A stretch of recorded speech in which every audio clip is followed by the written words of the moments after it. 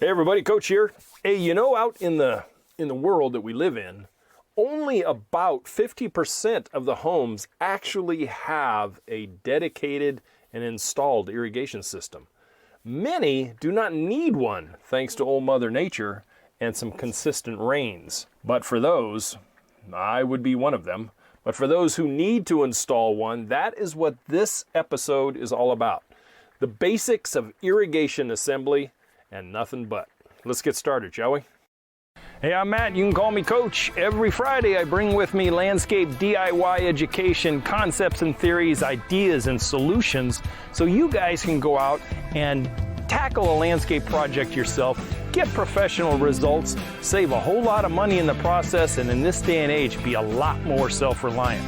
Man, after a 20-plus year career in the green industry, I'm bringing with me a lot of knowledge and experience that I want to share with you guys, the new, modern, educated, self-reliant homeowner of today. First of all, let's define an irrigation system. Now, the definition is mine and mine alone, but it kind of throws a definition around it. I call it an outdoor plumbing system, usually, assembled for the main purpose of providing supplemental irrigation to a landscape or other plant growing environment. You know, about 80 years ago, even longer, irrigation systems started going in the ground for the hoity-toity crowd, mostly.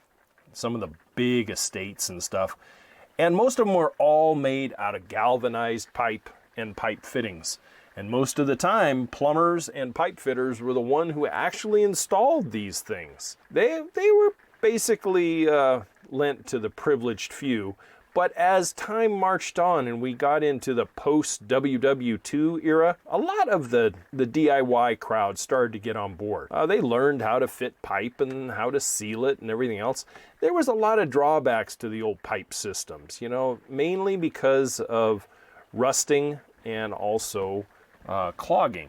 You know, you got a lot of deterioration inside the pipes. Then along came PVC pipe, polyvinyl chloride, and polyethylene pipe. And the irrigation world took a dramatic DIY shift, along with new devices like anti-siphon valves to protect potable water systems in homes, electric timers, and the easy to assemble parts and pieces. Simple solvents and clamps were used to glue together or clamp together pieces depending on what type of pipe you were using. And with a modicum of attained skill, the homeowner could do it themselves very easily. Or could they? Despite the materials available on the retail market, many DIY wannabes still struggled mightily with a few irrigation system basics.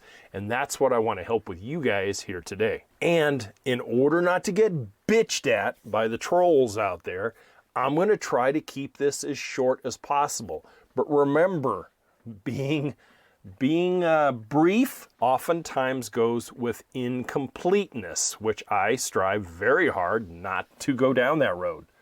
You know, for in-depth lessons and something that can thoroughly explain it to you, I really encourage you to check out my website, youryardcoach.com, and check out the ebook and course, which compiles boatloads of information just for irrigation, but also all the other facets of landscaping as well. You know, the main areas of proper irrigation systems are these.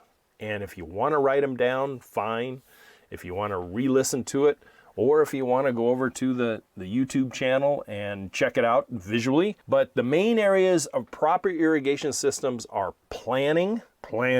People, please plan your systems out. Don't just go ad hoc and think you know what you're doing. Plan them out on a piece of paper. A couple other things are PSI, or pressure that you have within the pipes, the size of the pipe itself, distance and spacing, gallons per minute, and how many zones you're going to need to do the job correctly.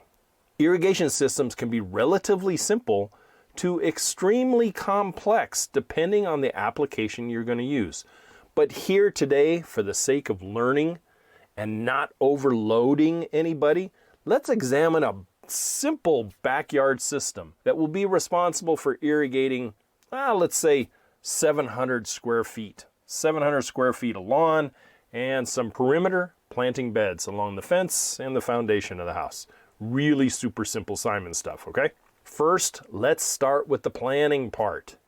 This helps in a multitude of ways, and anybody who has listened to me over the months and years, you know darn well that planning anything in the landscape genre is going to help you immensely, not only mentally and not only physically, but just getting your head around the task that's before you. If you take it out, the mystery of just thinking about it, and you get it down on a piece of paper, it is amazing how much more understanding and comprehension you have of what you're going to put together. It's right smack dab in front of you, and you have used multiple ways of teaching yourself.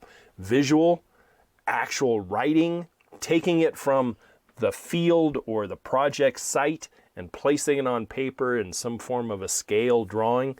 Then you can go down to the store and you can have other professionals help you fill the materials list. Super easy. And I strongly urge you to not start anything, including trenching or anything else, until you have your plan done and you understand it. You know, we start with the connection point, or the POC as we call it in the business, the point of connection, where you are taking your new irrigation system from your water source, whether that be a backyard hose bib faucet that you're going to turn off your water and unscrew that faucet, put on a T of some sort or another, and then put your faucet back on.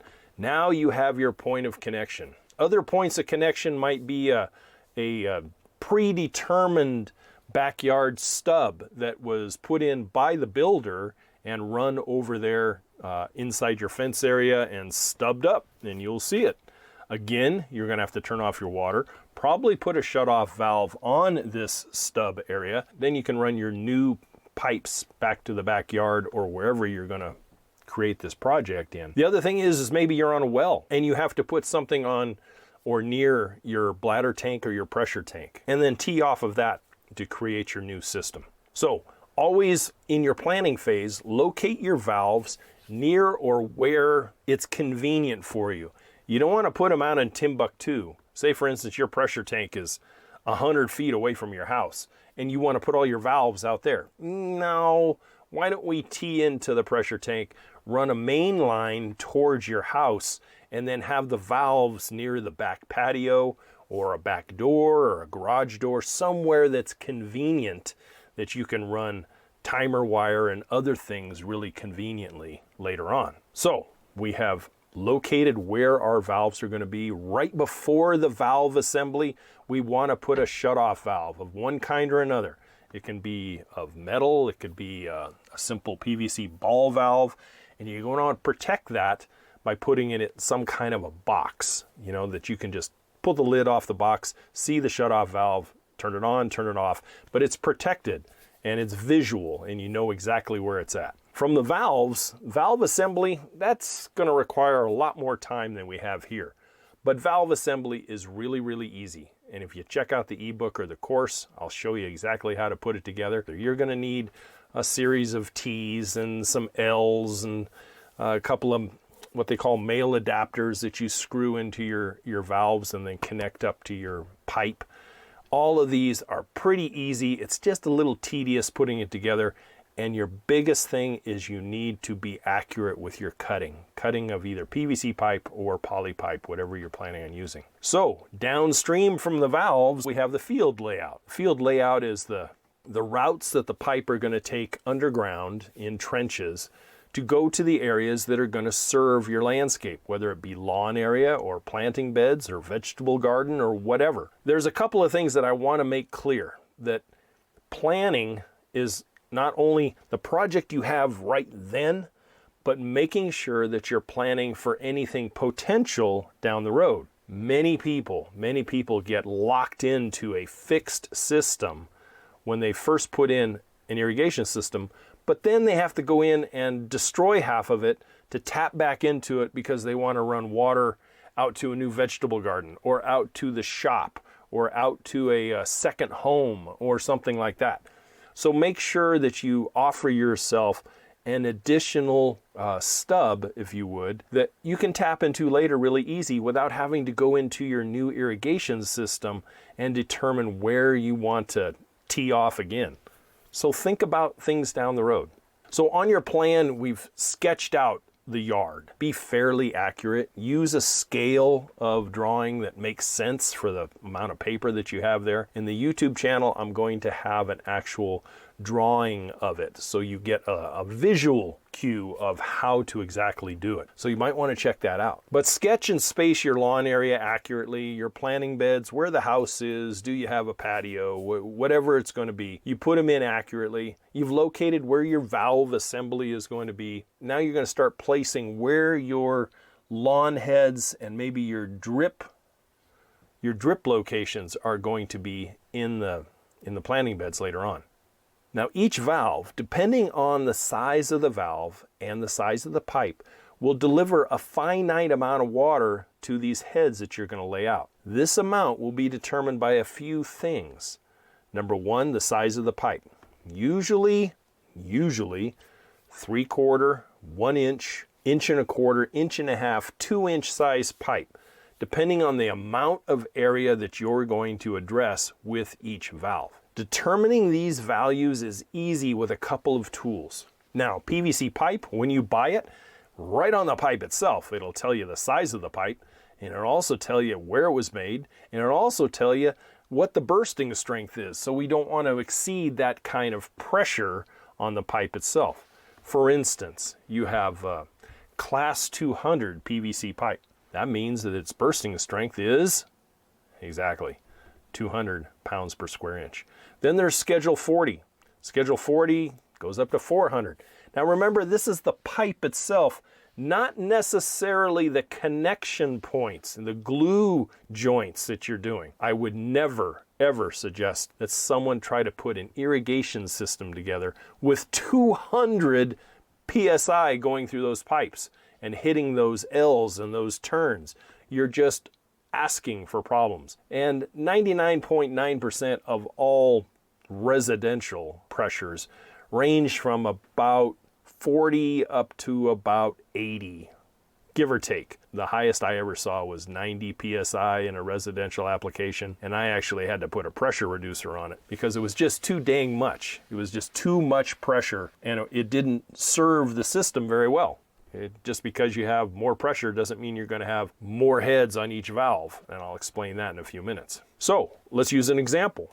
For example, you're going to have a 1 inch main pipe that you're tapping into, and through the valves and out into the lawn area will deliver roughly about 13 gallons per minute in a 1 inch pipe at roughly 50 pounds per square inch of pressure for the first 50 feet of pipe length. After that 50 feet, you start to drop off as far as the amount of actual pressure that's available. It may be 50 PSI at your valves, but the last spray head out in the yard out there is probably receiving 35 PSI, which will be enough to operate it without any problem.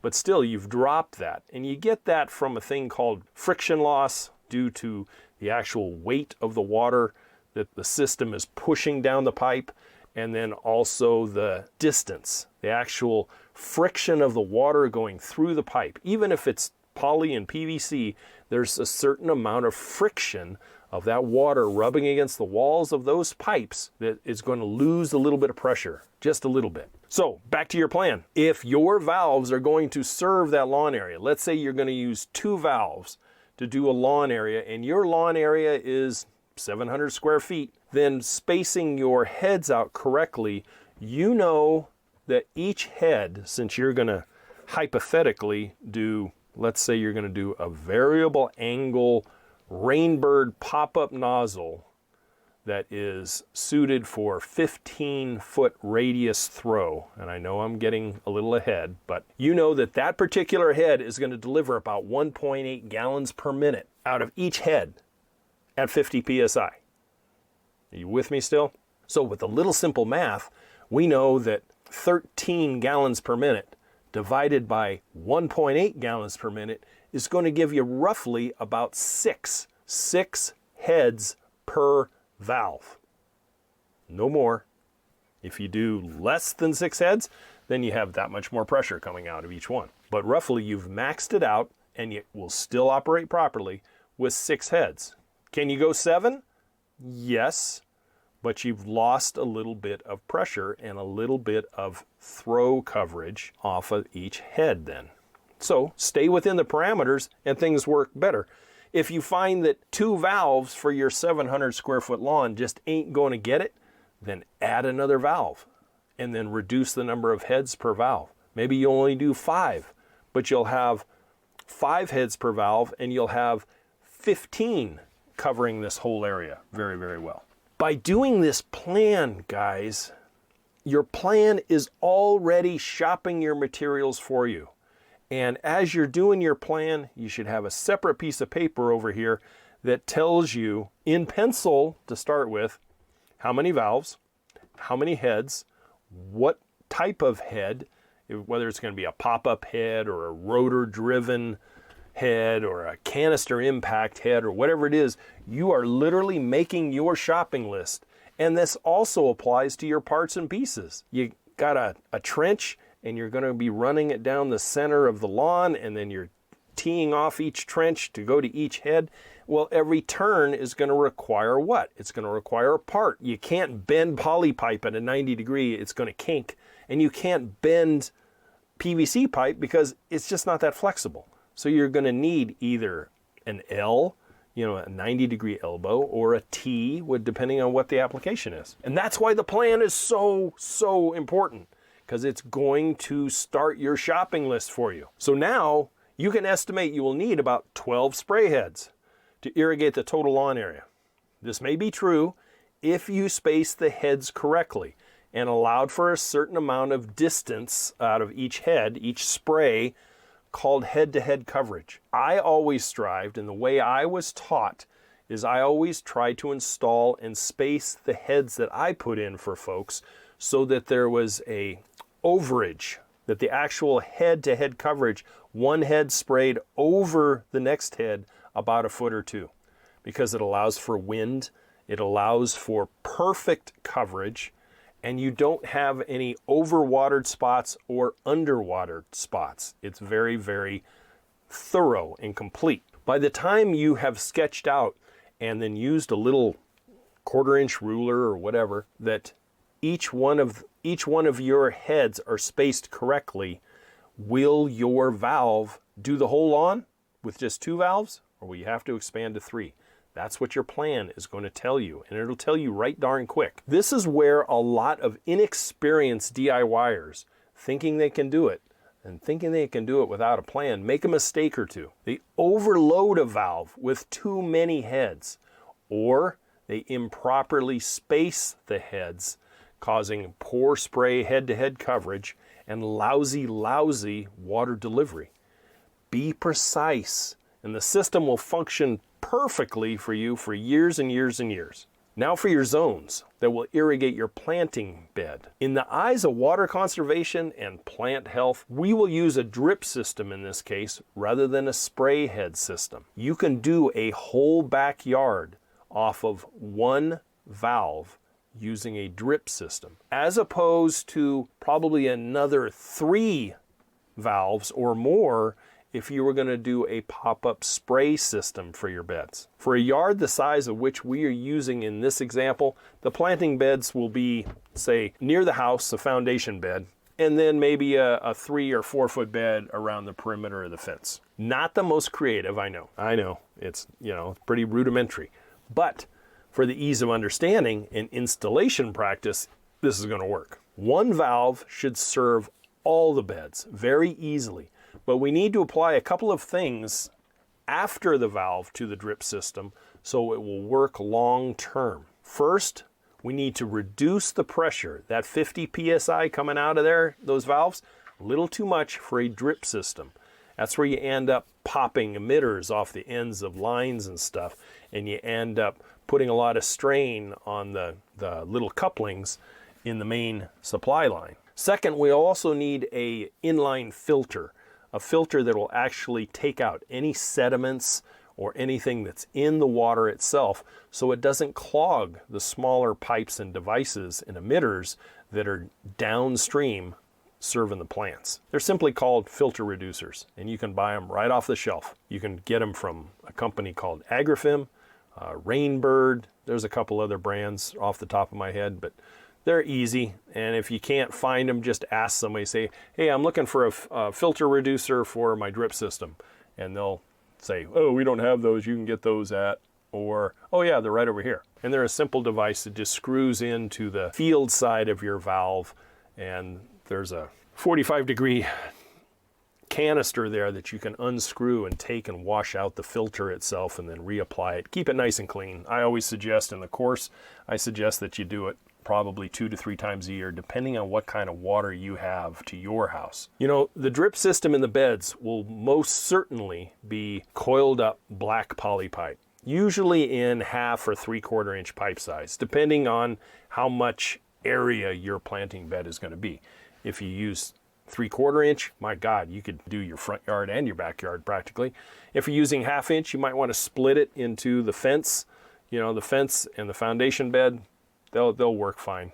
But most of the time, a 1/2 inch size for the example we're using will be more than enough. Now, you're going to probably run a PVC pipe to each one of these beds and bring it up to the surface, and then put on a little adapter that's going to convert from a PVC pipe to your poly pipe. And from that point on, now your perimeter fence bed can be done, as well as your foundation bed coming off of the same valve. Because right after the valve, you put in a little T. One went to the foundation bed, and then one went out to the fence bed. And both are daylighted.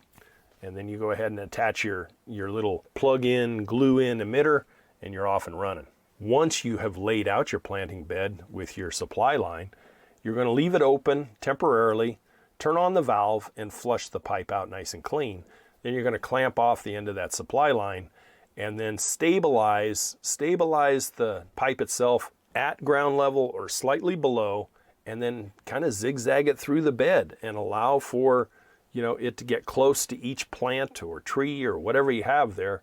And then that's where you're going to puncture your supply line with a coupling, attach a little 1/4 inch drip tube, and then eventually your emitter. The parts and pieces needed to assemble such an irrigation system will be either of PVC, made and glued together, or poly pipe and have inserts and clamps placed, especially those more northern climates. You're going to probably be using poly pipe. These parts will consist of many things, and it's really good to do a recon run. Grab yourself a Dunkin' Donuts or a Starbucks or something, and go to the box stores or whatever specialty store you have, and just walk up and down the plumbing aisles and look for things like the 90-degree L's, the T's, the 45-degree couplings, adapters, slip couplings for joining pipe to pipe, things like reducer bushings, shut-off valves, and for you northern climate people, drain valves, and a place to plug in so that you can blow that system out in the fall and winter so that you don't end up destroying it from freeze. And more. There's other parts and pieces like timers and irrigation wire and connecting those things up. But again, this is just the basics for one episode. You can see there are just a few more elements that go into a proper functioning system that many people wouldn't consider. But with a little planning, a little education and reconnaissance, and attaining a little modicum of skills, most anybody can put together their own irrigation system. It just takes time and patience. Simple steps, like when I used to design irrigation systems, I would color code each zone. Each zone, maybe I'd have, zone 1 was red, and the spray heads out in the lawn, I would dab with a little Sharpie red. And then zone 2 was yellow, and then zone 3 was green. And it was very easily visually for my customer to look at it and go, oh, okay, why is it red? Oh, there, it corresponds to the heads out in the lawn. So that zone is doing those heads out there. Okay, I get it. And it made it very simple when I was presenting a design that people go, dude's got his S together and he knows what he's doing. Yeah, I'm going to hire this guy.